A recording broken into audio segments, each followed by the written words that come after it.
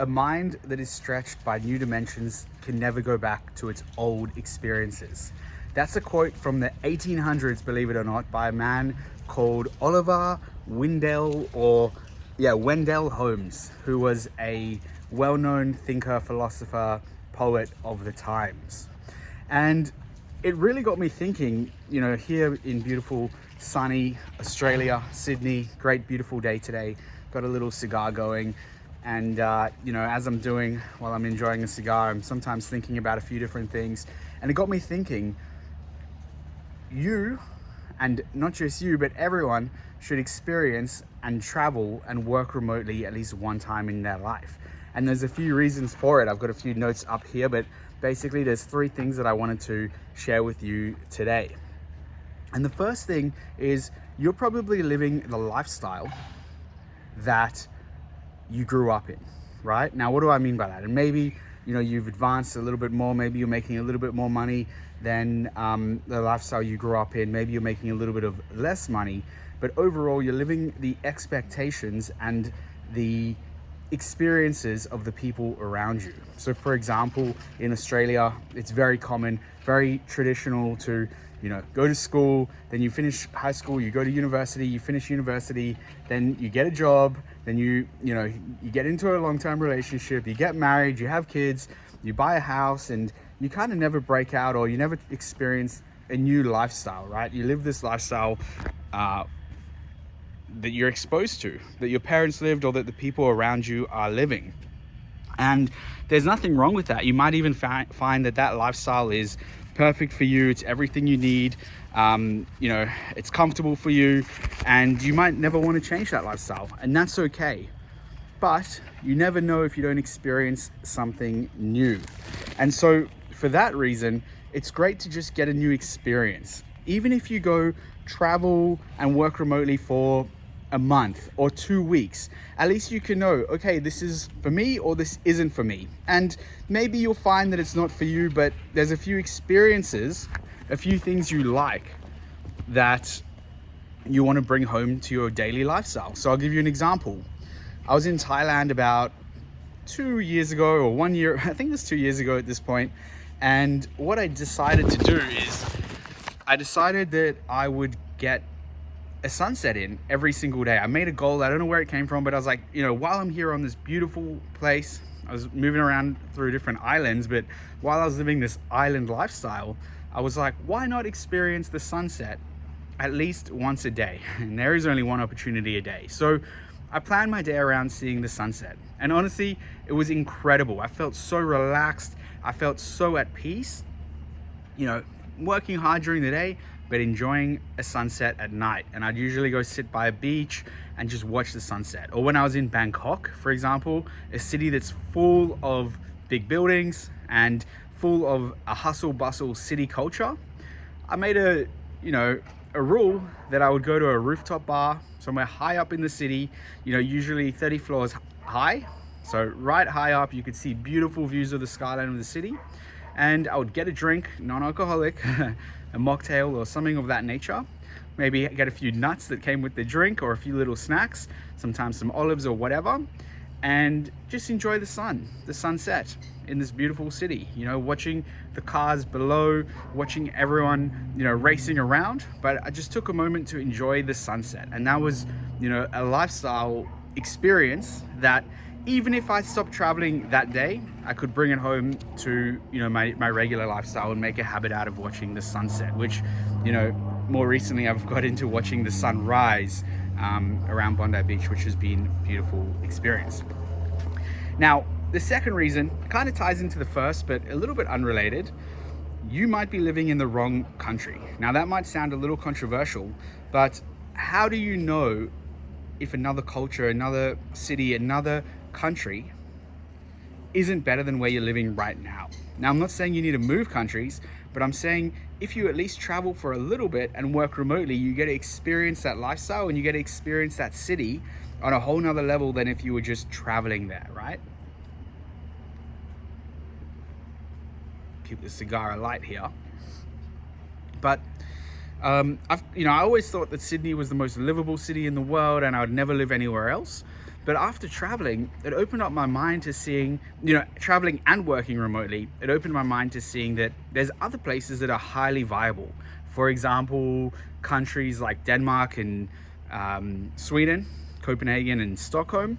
Those are very livable cities, great places to raise your family, high levels of intelligence and IQ in those cities, high levels of social well-being. Everyone's very happy. You always see those countries high up on the list on the happiness score. And you got to ask yourself, why are those countries so much happier than other places around the world? And part of it is money. Yes, well, that's great. You want to live in a society where you can make money if that's a goal of yours. But also there's less stress. It seems to be less fighting and arguments. It's just more, everyone just gets along and gets on well with each other.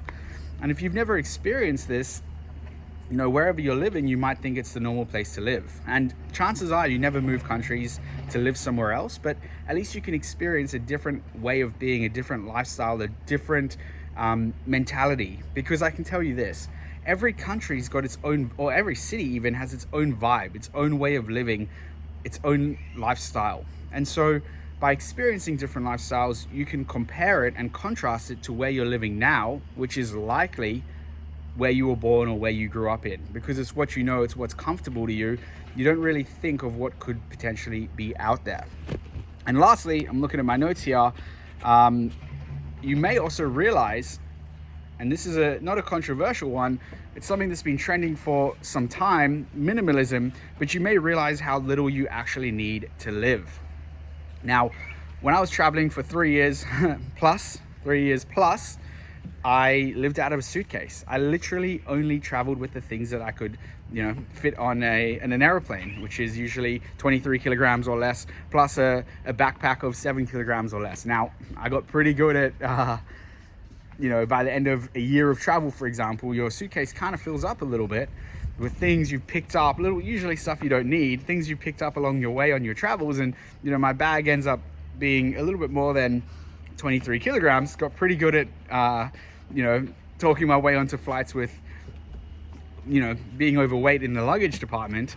But what you realize is you really only need a few t-shirts, a few shorts, some undies and socks, and maybe 2 different pairs of shoes, and that's pretty much all you need to live. And then you got your laptop. I travel with a keyboard, a mouse, some productivity things for doing my job. But when I'm back home in Sydney, I've got so much stuff. I've immediately got a wardrobe that's triple the size of my suitcase. Never wear any of it. I normally just wear what I traveled with anyway.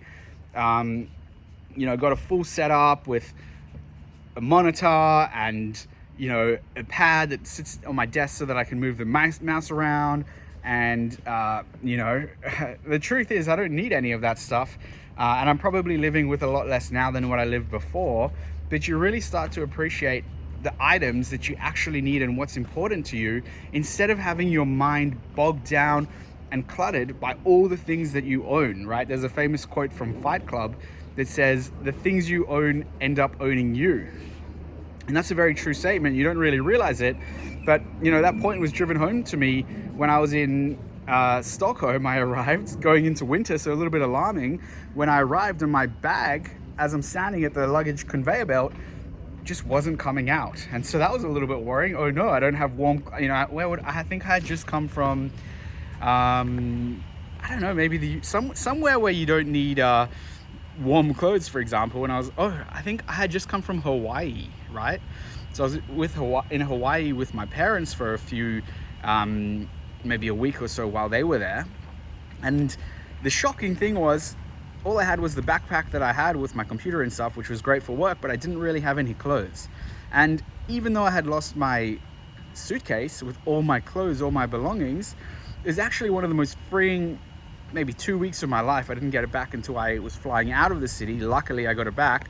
But I loved living with just a backpack. I was like, I don't need to worry about all this stuff. I ended up buying a few clothes and stuff as I needed them, did some washing a little bit more frequently, but it was completely freeing, not being stuck and not owning so much things. I literally just had a backpack. It was like, I felt lighter, I felt freer. And that was just by losing a luggage. Imagine what could happen if you downsize a lot of the things you own in your life that you don't even need, you don't use, they don't provide any value to you. So I'd encourage you to travel and work remotely at least one time in your life for maybe 1 to 2 weeks at least at a minimum, just so you can kind of get into the lifestyle. Go to somewhere completely different that you've never been before, you never thought you would experience, so you get the contrast of where you're living now. So for example, a classic place, if you're living in Australia, you might want to go to Bali. That's a place that's super suited to working remotely. That might be a really good starting point for you. Very different culture, very different way of life. But I just did a trip, my first trip to Bali was 3 years ago. I've been going at least once a year since. Absolutely loved it there. And it's just a great way to, slow down and experience a different way of living that you might not be used to. So my message to you is set aside some time. Could be starting this weekend if you're adventurous, spontaneous and crazy like me, or maybe it's in 6 months time, but put it in the calendar, plan for it, book the trip, and actually go and experience working remotely in a different city at least one time in your life. You owe it to yourself to do that. So I'll leave you with that, and I will see you on the next one.